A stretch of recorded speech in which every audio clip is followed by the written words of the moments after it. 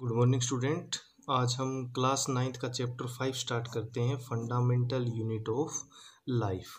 सबसे पहले जो हमारा इस चैप्टर का टॉपिक है वो है सेल। तो आज हम सेल के बारे में सब कुछ पढ़ेंगे। सबसे पहले बात आती है सेल की डिस्कवरी की। तो सेल की डिस्कवरी जो थी, cell is discovered by Robert Hooke. Cell की डिस्कवरी किसने की थी?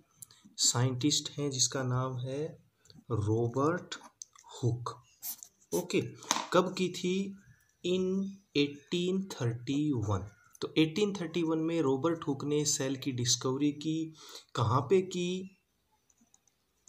इन cork slice with the help of primitive microscope. तो यहाँ पे देखिए, सबसे पहले सेल की डिस्कवरी किसने की? रॉबर्ट हुक ने। कब की? 1831 में। कहाँ पे की? कॉर्क सेल है प्लांट की, जो डेड सेल होती है, और प्रिमिटिव माइक्रोस्कोप यानी वहाँ पे जो स्टार्टिंग के माइक्रोस्कोप के उसकी हेल्प से। No problem. ओके, सेल है वो किसी भी, जैसे कि कोई भी बिल्डिंग की बात करें तो वो ब्रिक्स से बनी होती है, यानी उसकी यूनिट क्या होगी? ईंट होगी। वैसे ही अपने लाइफ की जो यूनिट कह सकते हैं, बेसिक यूनिट, वो क्या है? सेल है। यानी हम सेल को अगर डिफाइन करें तो क्या बोल सकते हैं? Cell is the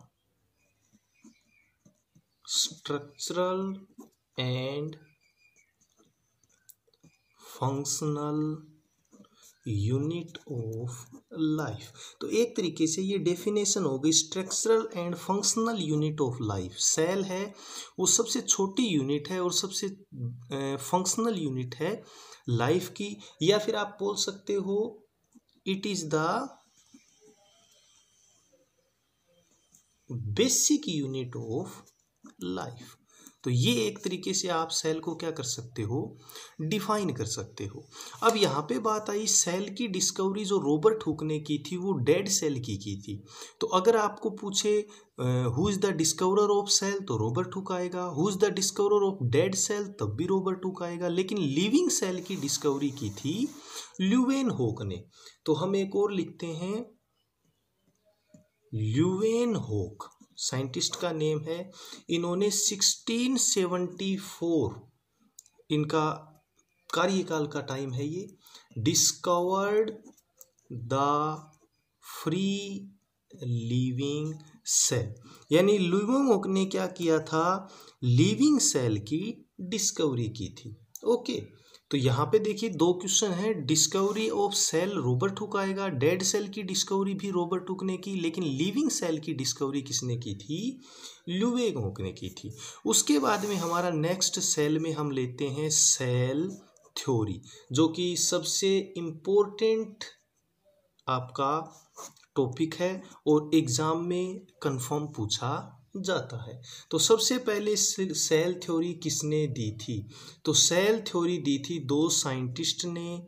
cell theory is given by, दो साइंटिस्ट थे, एक का नाम था स्लीडन और एक का नाम था स्वान।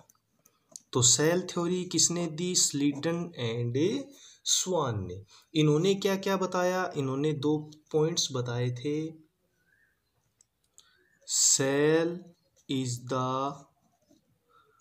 स्ट्रक्चरल यूनिट ऑफ लाइफ और body, and cell is the functional unit of body. Okay, तो इन्होंने सेल थ्योरी में दो पॉइंट बताए। Cell is the structural unit है सेल, और एक सेल क्या है? Functional unit. तो सेल थ्योरी में बच्चों एक तो है किसने दी थी? स्लीडन ने दी थी एंड स्वान ने दी थी। इन्होंने इसमें दो पॉइंट बताए थे कि सेल है वो बॉडी की स्ट्रक्चरल यूनिट है और सेल है वो बॉडी की फंक्शनल यूनिट है। यहाँ पे सेल थ्योरी कंप्लीट नहीं होती है। सेल थ्योरी में एक पॉइंट बाद में एक साइंटिस्ट द्वारा और जोड़ा गया, उन साइंटिस्ट को हम बोलते हैं विर्चोव। तो थर्ड पॉइंट हम लिखते हैं जो किसने दिया था? विर्चोव। विचोर ने क्या किया, new cell formed by pre existing cell. इन्होंने ये बताया था कि जो नई सेल फॉर्म होती है वो किससे होती है, पुरानी सेल के डिवीजन से होती है। तो ये है आपकी सेल थ्योरी, जिसमें 2 पॉइंट स्लीडन व स्वान और 1 पॉइंट विर्चोव ने बाद में जोड़ा था। तो सेल की डिस्कवरी और सेल थ्योरी के बारे में शायद आपको कोई प्रॉब्लम नहीं होगी।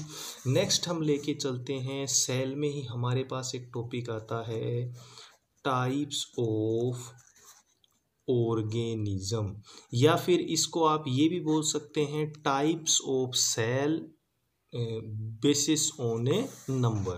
तो इसमें 2 टाइप के ऑर्गेनिज्म होते हैं हमारे पास।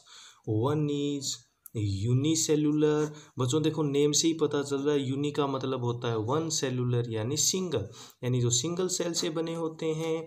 और एक होता है हमारे पास मल्टी सेल्यूलर ऑर्गेनिज्म। ओके, तो सबसे पहले देख लेते हैं यूनिसेलुलर। तो आपको बता दिया यूनिसेलुलर यानी जो सिंगल सेल से बने होते हैं। तो लिख सकते हैं, these organism are single celled which perform all the function. तो यहाँ पे देखिए, ये जो यूनिसेलुलर जो एनिमल्स होते हैं, ऑर्गेनिज्म होते हैं, वो सिंगल सेल के बने होते हैं और सारा फंक्शन वहाँ पे किसके द्वारा किया जाता है, सिंगल सेल से किया जाता है। फॉर एग्जाम्पल यूनिसेलुलर में कौन कौन से जीव आएंगे, जैसे कि आपका अमीबा है, ठीक है, पैरामीशियम है, ETC। अब हम लेके चलते हैं मल्टी सेल्यूलर ऑर्गेनिज्म। शायद कोई भी प्रॉब्लम यहाँ पे आपको नहीं होगी यूनिसेलुलर में। तो मल्टी सेल्यूलर ऑर्गेनिज्म में क्या हो जाएगा, many cells grouped together to perform different function in body and also form various body parts। तो सिंपल सी बात है, यूनिसेलुलर में क्या था बच्चों, एक ही सेल सारे फंक्शन परफॉर्म कर रही थी। मल्टी सेलुलर में बहुत सी सेल होंगी जो ग्रुप में रहेंगी और क्या करेंगी, परफॉर्म करेंगी डिफरेंट फंक्शन को, और ये डिफरेंट बॉडी पार्ट्स को भी क्या कर रही हैं, यानी उनका फॉर्मेशन कर रही हैं। जैसे मल्टी सेलुलर ऑर्गेनिज्म में कौन कौन आ सकता है, फंगई आएंगे, प्लांट्स आएंगे एंड एनिमल्स आएंगे। तो ये आपका है types of organism, unicellular organism and multi cellular organism. तो यहाँ पे आपका introduction of cell, cell theory and types of organism complete होता है। ओके, नेक्स्ट हम लेके चलते हैं types of cell. Types of cell, तो देखिए बच्चों यहाँ पे आपके 2 टाइप्स की सेल हैं। One is prokaryotic cell and second is eukaryotic cell. Prokaryotic और यूकैरियोटिक। प्रो का मतलब होता है स्टार्टिंग, यानी कि जो स्टार्ट में जो सेल्स थी, जहाँ पे सेल्स है वो कंप्लीटली डेवलप नहीं थी, वहाँ पे प्रोकैरियोटिक सेल्स थे, और जहाँ पे डेवलप सेल्स होती है वहाँ पे यूकैरियोटिक सेल्स है। मोस्ट इम्पोर्टेंट क्वेश्चन है, और जो यहाँ पे क्वेश्चन आता है वो आता है इन दोनों में डिफरेंट। तो मैं आपको डायरेक्ट दोनों में डिफरेंस बता के ही इसको समझा देता हूँ। हम साथ में डिफरेंस भी लिख लेंगे और आपको समझ में भी आ जाएगा। जैसे फर्स्ट है, प्रोकैरियोटिक सेल्स होती हैं, उसमें न्यूक्लियर मेम्ब्रेन प्रेजेंट होती है। Cells of organism lacks nuclear membrane, यानी कि आपकी प्रोकैरियोटिक सेल्स में न्यूक्लियर मेम्ब्रेन क्या होगी, अब्सेंट होगी। यूकैरियोटिक सेल में cells of organism have nuclear membrane. तो जो यूकैरियोटिक सेल्स है वहां पे न्यूक्लियर मेम्ब्रेन क्या होती है बच्चों, प्रेजेंट होती है। ओके, नेक्स्ट हमारे पास आता है न्यूक्लियोलस। न्यूक्लियोलस आपको पता है न्यूक्लियस होता है, न्यूक्लियस के अंदर उसका भी एक सेंटर पार्ट होता है न्यूक्लियोलस केंद्रिका, जो उस पर कंट्रोल करती है।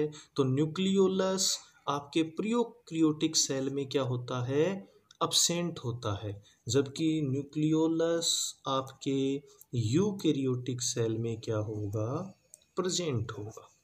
दो डिफरेंस हो गए। नेक्स्ट लेके चलते हैं, इस आपकी प्रोकैरियोटिक सेल में केवल सिंगल क्रोमोसोम प्रेजेंट होता है।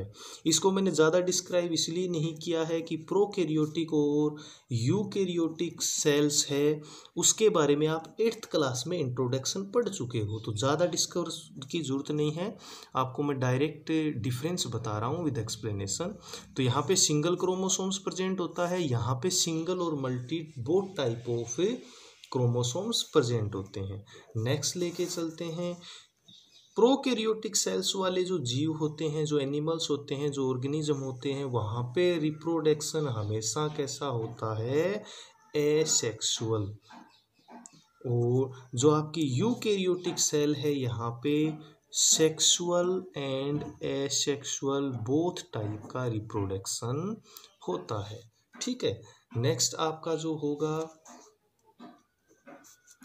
जो आपकी प्रोकैरियोटिक सेल्स है वो हमेशा यूनिसेलुलर ऑर्गेनिज्म में होगी, जबकि आपकी जो प्रोकैरियोटिक सेल है यूकैरियोटिक सेल है वो हमेशा, या आप कह सकते हो मोस्टली मल्टी सेलुलर ऑर्गेनिज्म में होगी।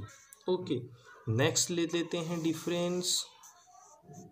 आपके जो मेम्ब्रेन बाउंड सेल हैं, मेम्ब्रेन बाउंड सेल हमेशा इसमें ऑर्गेनल अब्सेंट होते हैं।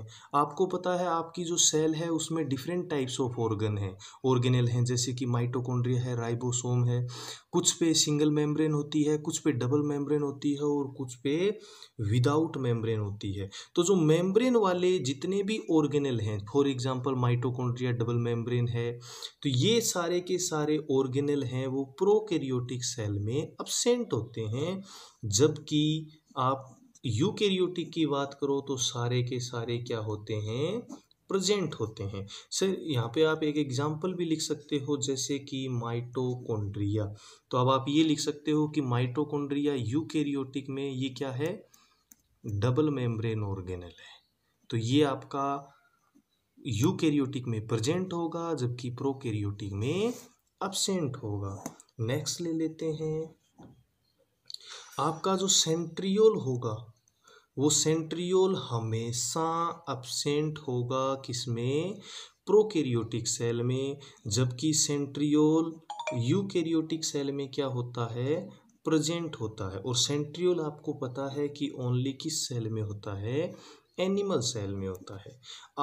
लास्ट आप इसमें क्या लिख सकते हैं, एग्जाम्पल। तो एग्जाम्पल आपको पहले यूनिसेलुलर के लिखवाए गए हैं, तो उन्हीं में से कोई लिख सकते हैं, जैसे बैक्टीरिया है। यहाँ पे एग्जाम्पल में आपका आ जाएगा जैसे कि प्लांट सेल है और एनिमल सेल है।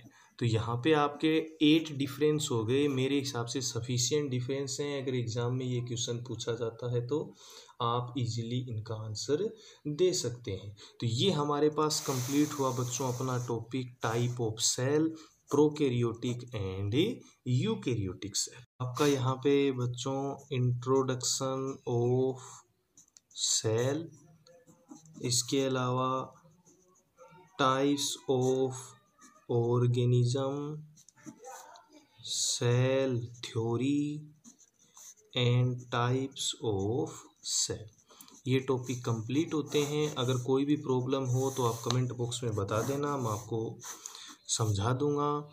और घर पे रहिए, सुरक्षित रहिए, पढ़ते रहिए। वीडियो को अपने फ्रेंड्स के साथ भी शेयर करें और सब्सक्राइब करना ना भूलें। धन्यवाद।